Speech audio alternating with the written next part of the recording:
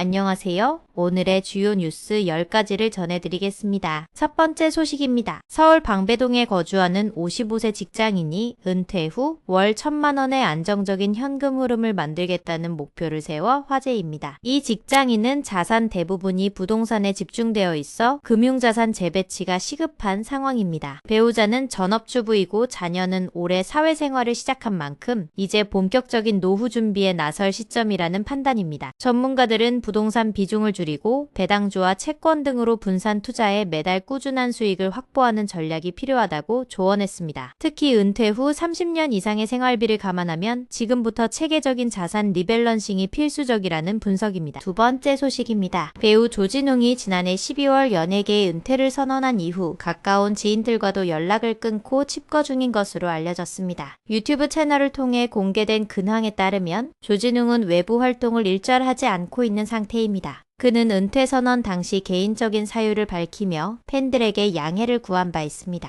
연예계 안팎에서는 그의 갑작스러운 은퇴와 이후 완전한 잠적에 대해 다양한 추측이 나오고 있습니다. 복귀 가능성에 대해서도 관심이 쏠리고 있지만 현재로서는 구체적인 계획이 알려진 바 없습니다. 세 번째 소식입니다. 버터떡 열풍이 채 식기도 전에 또 다른 먹거리 유행이 떠오르며 식품업계에 긴장감이 돌고 있습니다. 두바이 초콜릿 일명 두쫑쿠가 약 3개월간 인기를 이어간 반면 버터떡은 그보다 훨씬 빠르게 유행이 끝나는 양상을 보이고 있습니다. 반짝 흥행을 조차 원재료를 들여오고 마케팅 비용을 집행했지만 정작 유행은 이미 다음으로 넘어가 있는 일이 반복되고 있습니다. 이에 따라 브랜드들 사이에서는 단기 유행에 의존하기보다 고객관계 관리 전략을 강화해야 한다는 목소리가 커지고 있습니다. 먹거리 트렌드의 수명이 갈수록 짧아지면서 업계의 대응 속도도 더욱 빨라져야 한다는 지적입니다. 네 번째 소식입니다. 지난주 전국 시군구 가운데 아파트 가격이 가장 많이 오른 지역은 경기 안양시 동안구로 0.48% 상승했습니다. 이는 일기 신도시인 평촌의 재정비 기대감이 매매 시장에 반영된 결과로 풀이됩니다. 전남 무안이 0.42% 올라 두 번째로 높은 상승률을 기록했으며 서울이나 강남이 아닌 수도권 외곽과 지방도시가 상위권을 차지해 눈길을 끌었습니다. 전문가들은 재건축 및 재정비 사업에 대한 기대감이 해당 지역 부동산 시장을 견인하고 있다고 분석했습니다. 다만 실제 사업 추진까지는 상당한 시간이 걸릴 수 있어 기대감만으로 투자에 나서는 것은 주의가 필요하다는 조언도 나옵니다. 다섯 번째 소식입니다. 지난 27일 오전 서울 중구 롯데마트 제타플렉스 서울역점 앞에 개점 전부터 20명 안팎의 손님들이 대기줄을 형성했습니다. 이들의 목적은 대폭 할인된 한우를 구매하기 위한 것으로 매장 곳곳에 1+1과 50% 할인 등 특가 안내가 붙었습니다. 최근 물가 상승으로 장바구니 부담이 커진 가운데 대형마트들이 축산물 할인 행사를 대대적으로 진행하면서 소비자들이 몰린 것입니다. 주부들을 중심으로 문이 열리자마자 축산 코너로 달려가는 모습이 포착되며 한우에 대한 소비자 수요가 여전히 높다는 것을 확인할 수 있었습니다. 업계에서는 명절 이후에도 할인 행사를 이어가며 소비 심리 회복에 나서고 있습니다. 여섯 번째 소식입니다. 국민의힘 대변인단을 둘러싼 내부 기류 변화가 감지되고 있습니다. 박민영 대변인의 재임명 배경에는 장동혁 대표의 의지가 작용한 것으로 알려졌으며 대변인단 내부에서는 공동 대응 기류도 형성되고 있습니다. 한편 이재명 대통령의 SNS에서는 1일 일칭찬 활동이 이어지고 있으며 여당과의 대비가 두드러지고 있습니다. 북한을 향한 강경 기조 속에서 대북 정책의 방향성이 뚜렷하지 않다는 지적도 나오고 있어 여야 간 공방이 예상됩니다. 정치권에서는 당내 결속력 강화와 대외 메시지 통일이 시급하다는 분석이 이어지고 있습니다. 일곱 번째 소식입니다. 국민의힘 장동혁 대표가 28일 6.3 지방선거를 앞두고 열린 광역의원 비례 청년 공개 오디션 결선에 참석했습니다. 그런데 이날 행사에 과거 폭행 논란으로 해촉 요구가 나왔던 개그맨 이혁재가 심사위원으로 함께 참석해 논란이 되고 있습니다. 더불어민주당은 이에 대해 기준과 상식이 무너졌다며 강하게 비판했습니다. 각종 논란을 일으킨 인물을 당의 공식 행사에 심사위원으로 세운 것은 부적절하다는 지적입니다. 이에 대해 국민의힘 측에서는 아직 공식적인 입장을 내놓지 않고 있어 후속 대응이 주목됩니다.